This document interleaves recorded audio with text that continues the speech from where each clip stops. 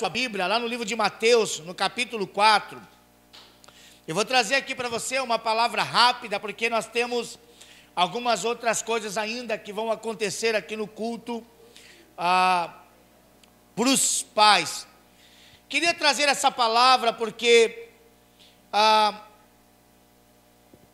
e como eu disse aqui no culto pela manhã, o tema desta palavra para mim é um tema que é como se eu estivesse dizendo para mim mesmo. E quando você ouvir esse tema, que não é novidade a você, mas é isso que eu estou desejando no meu coração. É isso que eu tenho desejado no meu coração como pastor. E exatamente hoje, nós pensando no Dia dos Pais, é inevitável que a gente não venha pensar na família. E quando a gente pensa em família, numa época que nós estamos vivendo hoje, infelizmente, todas as vezes que nós pensamos em família, acabamos sempre pensando de maneira negativa. A gente começa a pensar o quanto as famílias têm sido destruídas, o quanto elas têm sido bombardeadas com os ataques sutis do diabo para destruir, para separar, nunca para trazer nada de bom, porque o objetivo do diabo é roubar, matar e destruir. E a gente então tem visto isso, quanto a sociedade com as suas leis, a mídia com a sua influência, não consegue fazer nada de positivo em prol da família.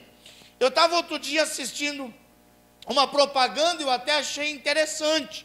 Falei, essa é uma propaganda boa para a gente pegar e até passar no encontro de casais.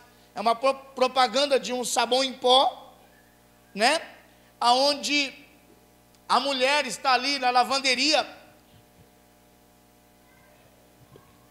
mexendo na roupa, e daqui a pouco vem uma mensagem que ela está atrasada para uma reunião, e ela sai correndo para a reunião, e o marido está sentado, então olha, viu que a mulher deixou tudo lá feito, então ele vai lá e pega o sabão em pó, e quando a mulher chega, está tudo lavadinho, tudo pendurado, tudo... Eu digo, rapaz, isso é uma propaganda boa, não é? Não no sentido... As mulheres amam isso, né? Não, provavelmente teve uma mulher que criou essa propaganda. Mas assim, no sentido de que hoje, os papéis eles têm que ser compartilhados mesmo. E quando a gente vê algo assim que enaltece um relacionamento, é algo para se destacar, porque é raro. Porque a maioria das coisas que a gente vê é só destruição, é só coisas ruins. E é tão bom quando aparece algo bom. E pensando em algumas situações da igreja, orando por algumas situações da igreja, eu pensei nesse tema, o inimigo não vai me parar. Diga assim comigo, o inimigo não vai me parar. Esse é o grande objetivo do meu coração, o grande objetivo que eu tenho para a vida da igreja, porque as ciladas, sabe, as coisas, as circunstâncias todas, os erros, tantas coisas, às vezes nos faz desanimar, às vezes nos faz ficar frustrado, e às vezes nos cega para enxergarmos que lutas e batalhas que estão acontecendo, sejam no âmbito pessoal, ou seja, no âmbito familiar. E às vezes a gente precisa entender que nem tudo que está acontecendo, às vezes essas coisas que estão acontecendo dentro de casa, ou na nossa empresa, ou no nosso sentimento, ou na nossa vida, é que de fato é algo que eu tenho que apenas olhar para essas coisas terrenas. E às vezes eu tenho que tirar um pouco os olhos dessas coisas terrenas e colocar um pouco os meus olhos para as coisas espirituais. Às vezes existe uma batalha espiritual no que eu não consigo ver, não consigo enxergar. Quando nós olhamos para Daniel, Daniel tinha uma situação e ele disse, olha, eu comecei a jejuar. E o texto diz que Daniel começou a jejuar, e ele jejuou 21 dias. No último dia, o anjo do Senhor veio a Daniel e disse: Daniel, desde o primeiro dia que você orou, o céu te liberou a bênção. Mas houve uma batalha no reino espiritual, para que a sua bênção fosse impedida para chegar até você. Precisou vir um anjo Gabriel para lutar, para que eu pudesse chegar até aqui. E às vezes nós não conseguimos entender que há uma batalha no reino espiritual. E às vezes nós ficamos aqui nos lutando, nos ofendendo, nos machucando, desistindo, olhando para trás e abrindo mão de tantas coisas, achando que a luta é apenas no campo terreno, e esquecemos que existe uma luta espiritual. Esse texto de Mateus capítulo 4 fala da tentação de Jesus. Diz assim: então Jesus foi levado pelo Espírito ao deserto para ser tentado pelo diabo. Depois de jejuar por 40 dias e 40 noites, teve fome. O tentador chegou-se a ele e disse: se tu és o Filho de Deus, manda estas pedras se transformarem em pães. Respondeu Jesus: está escrito, não só de pão, mas de toda palavra que procede da boca de Deus. Então o diabo o levou à cidade santa e o colocou sobre o pináculo do templo. E lhe disse: se tu és o Filho de Deus, lança-te daqui abaixo, pois está escrito, aos seus anjos dará ordens a teu respeito, e eles tomarão nas mãos, para que não tropece em nenhuma pedra. Respondeu-lhe Jesus: também está escrito, não tentarás o Senhor teu Deus. Levou novamente o diabo a um monte muito alto, e mostrou-lhe todo o reino do mundo e o seu esplendor. E ele disse: tudo isso te darei, se me prostrados me adorares.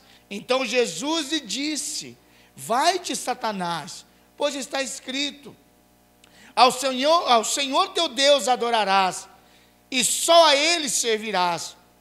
Então o diabo o deixou, e chegaram os anjos e o serviram. Só que quando eu olho para esse texto da tentação de Jesus, é claro que aqui nós podemos tirar N lições para nós, podemos tirar muitos princípios, e quando nós olhamos para esse texto, nós vemos que, de fato, o diabo ataca. Segundo, como é que ele nos ataca. Terceiro, qual é o objetivo desse ataque. E depois Jesus nos ensina como deve ser as nossas atitudes diante do ataque. Mas quando eu olho para a tentação de Jesus, eu percebo que o grande segredo não está só nesse texto aqui. O grande segredo está no versículo anterior, que fala do batismo de Jesus. E lá no final, no versículo 17 de Mateus 3, diz assim: e uma voz dos céus disse: este é o meu filho amado, em quem me comprazo. Diz que depois que Jesus se batizou, veio uma voz do céu, e esta voz então determinou de fato, definitivamente, a paternidade de Jesus aqui na terra. E qual era o seu objetivo? Ele disse: este é o meu filho amado, em quem eu tenho prazer. E logo depois desta palavra de que este é o meu filho amado, em quem eu tenho prazer, Jesus então é levado ao deserto e logo é tentado pelo diabo. E nós podemos entender de que quando se declarou algo sobre a vida dele, agora então ele vai ter que demonstrar na prática ele vai viver, ele vai trazer para ele, com as suas atitudes, aquilo que foi declarado por Deus. Ele vai ter que agora lutar e comprovar esta paternidade na questão da obediência diante das lutas, dificuldades e da tentação que está diante dele. Eu fico pensando que não é muito diferente da gente. Eu fico imaginando o que o reino dos céus diz a nosso respeito. O que é declarado sobre você? Agora, existem tantas coisas que nós entendemos que são declaradas a nós. Se nós olharmos lá em Efésios capítulo 1, versículo 3, há uma declaração sublime a nosso respeito. Diz: bendito seja o Deus e Pai de nosso Senhor e Salvador Jesus Cristo, o qual já nos abençoou com todas as sortes de bênçãos espirituais em Cristo Jesus. Esse texto diz que eu sou abençoado. Esse texto diz que Ele já me abençoou, e se você continuar lendo, você vai ver uma lista de bênçãos espirituais que o Senhor tem para nós, e uma delas é que ela nos elegeu para ser filho. Só que quando as bênçãos são declaradas sobre nós, quando se declara o quanto nós somos bênçãos, quando se declara o quanto meu casamento é bênção, enquanto os meus filhos são bênçãos, aí o diabo, ele se levanta para lutar contra, para saber até que ponto esta verdade está no meu coração, e eu posso comprovar isso com as minhas atitudes. Foi assim com Eva no jardim do Éden. E Eva desobedeceu. É por isso que muitas vezes as lutas e as dificuldades que vêm sobre a vida da gente, muitas vezes elas vêm porque já foi anunciado algo ao meu respeito e a seu respeito, e aí o diabo vem para roubar aquilo que foi dito a seu respeito. Esse é meu filho amado, em quem eu tenho prazer. Então eu vou roubar essa palavra de filho amado. Como é que eu posso roubar esta palavra? Levando ele à desobediência ao pai. Porque se ele desobedecer, ele vai ser descaracterizado como filho. Ele não vai cumprir o que foi determinado para ele cumprir. Agora, diante de tantas coisas aqui, Jesus nos ensina uma atitude. O que é que devemos fazer diante daquilo que o diabo quer fazer conosco? E eu vou usar essas palavras porque eu acho elas fortes, e é de fato essas palavras que eu vejo aqui: roubo e aborto. Tudo que o diabo queria fazer na vida de Jesus, e ele continua na minha vida e na sua vida, é roubar e abortar. É abortar o que está se começando. É abortar a semente que está germinando. É brotar aquilo que está nascendo e que vai florescer como bênção. É abrotar, Me perdi. Abortar. Obrigado. É abortar as palavras de bênçãos que foi ministrada sobre a sua vida. É abortar os sentimentos bons que estão sobre ti. É abortar toda e qualquer atitude que louva e glorifica o nome do Senhor. É tirar você da presença de Deus, de um crescimento, de um conhecimento, de uma mudança de vida. e é roubar aquilo que você já conquistou. O que é que nós devemos fazer? Nós devemos fazer algo que um rapaz nos ensina. Ele tem uma atitude tão nobre, mas ele é tão pouco conhecido. Eu não sei aqui quantos já ouviram falar de um jovem chamado Samar. Quem é Samar? Samar é um personagem bíblico. Talvez poucos aqui conhecem quem seja ele. Samar é conhecido como um dos valentes de Davi. Um dos guerreiros que andaram ao lado de Davi. O que é que Samar fez? Samar nos ensina aqui uma atitude, que é a mesma atitude que Jesus nos ensina e que em determinado momento nós precisamos tomar posição. Resistir ao diabo e ele fugirá de vós. Essa atitude não é atitude de Deus, essa atitude não é atitude dos anjos, essa atitude não é atitude do seu irmão, essa atitude é uma atitude pessoal. Quem resiste sou eu, a luta é minha, então quem tem que resistir sou eu. Olha que interessante esse texto, eu vou ler para você.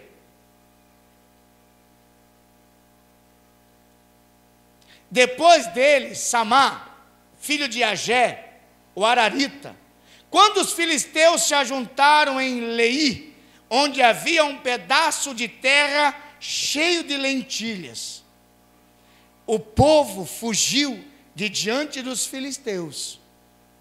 Mas Samar pôs-se no meio daquele terreno e o defendeu, matou os filisteus, e o Senhor operou um grande livramento. Nesta época, os filisteus estavam guerreando contra Israel. Israel, então, cultivava, ia lá, arava a terra, plantava, e os filisteus só olhando. E quando essa plantação começava a germinar, crescer, e quando chegava então a época da colheita, os filisteus então desciam. E diz que o povo de Israel, amedrontado, saía correndo.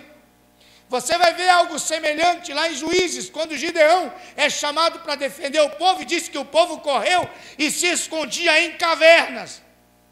E aí os filisteus chegavam e pegavam tudo o que havia plantado, Israel ficava sem nada. Mas diz que um dia foi diferente.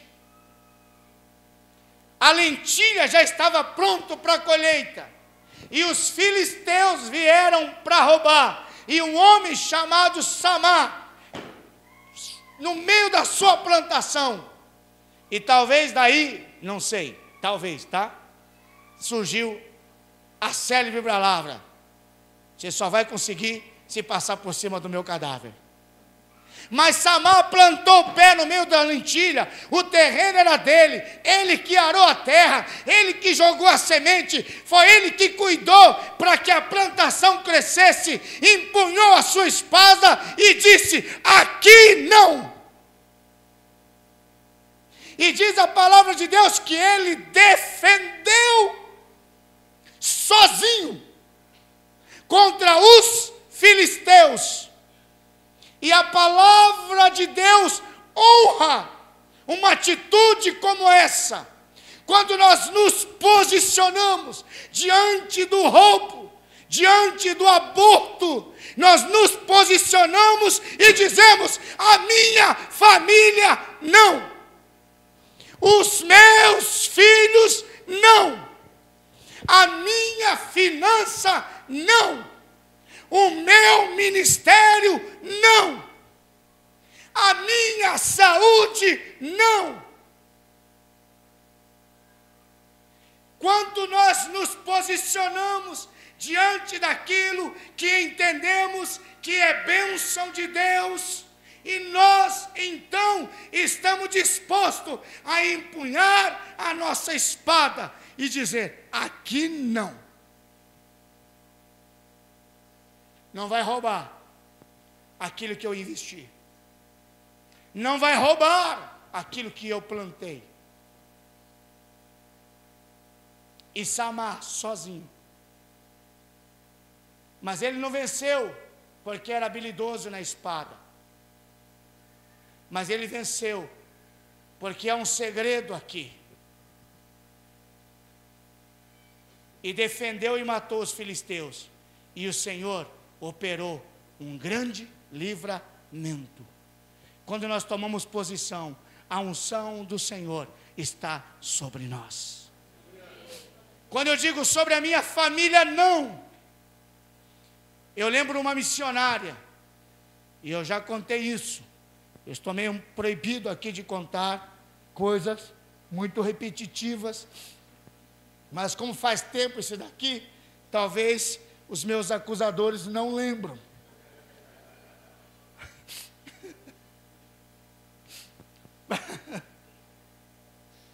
Estão aí sentados a me olharem. Mas eu lembro que uma missionária uma vez veio pregar na igreja, há muito tempo. Essa atitude dela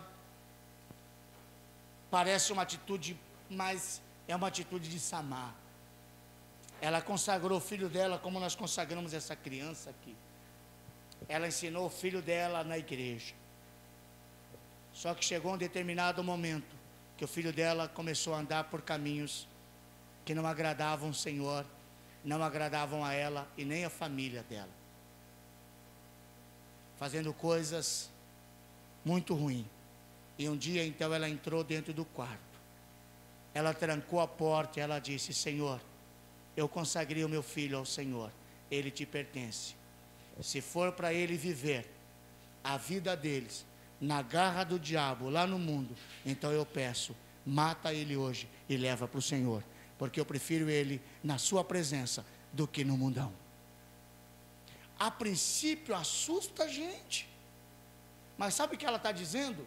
Ela se recusa perder o bem maior dela, que é o filho dela, para qualquer força das trevas, qualquer força que não seja a presença de Deus. Ela está lutando na presença do Senhor. Ela está dizendo: se for para eu perder o meu filho para o diabo, eu prefiro que o Senhor leve para ti. Mas ela está dizendo: eu não abro mão daquilo que o Senhor me deu.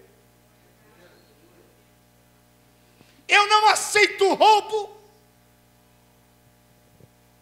Eu não aceito que seja abortado aquilo que é gerado pelo Senhor, aquilo que é bênção do Senhor. É por isso que o tema dessa mensagem é: o inimigo não vai me parar, porque essa atitude é algo pessoal. É eu que tenho que olhar as circunstâncias e as dificuldades da minha vida e declarar: aqui não. Não vou aceitar. E aí você vai se posicionar, como fez Samar. E diante da sua posição, pode ter certeza, o Senhor vai te abençoar. O Senhor vai guerrear com você. Os céus vão ouvir a tua oração.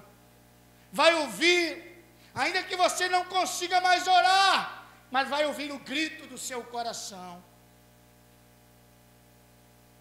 E aí, eu não tenho outra dúvida, não tenho dúvida nenhuma, a vitória do Senhor virá sobre a sua vida.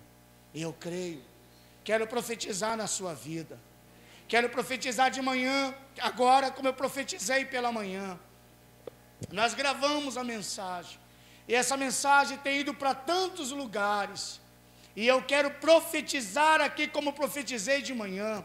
Em qualquer casa que ouvir essa mensagem, qualquer pessoa que ouvir essa mensagem, aonde entrar, eu quero profetizar e declarar a bênção do Senhor e repreender todo espírito de roubo, de morto e de aborto. Eu declaro sobre esta vida que está ouvindo agora, o diabo não vai te parar, em nome de Jesus.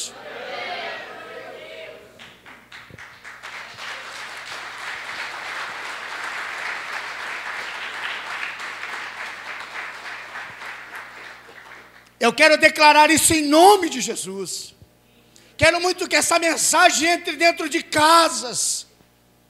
E aonde for o som da minha voz, sabe, que seja a unção do Senhor para quebrar as artimanhas do inimigo, para ressuscitar o que está morto, para levantar o abatido, para colocar de pé aquele que está com o semblante caído, e que a glória do Senhor resplandeça sobre a vida dele ou dela, em nome de Jesus. Porque a palavra de Deus diz: maior é aquele que está em nós do que aquele que está no mundo. E é por isso que nós declaramos esta palavra profética sobre a vida de vocês que estão aqui e sobre a vida desses que nos ouvem, em nome de Jesus.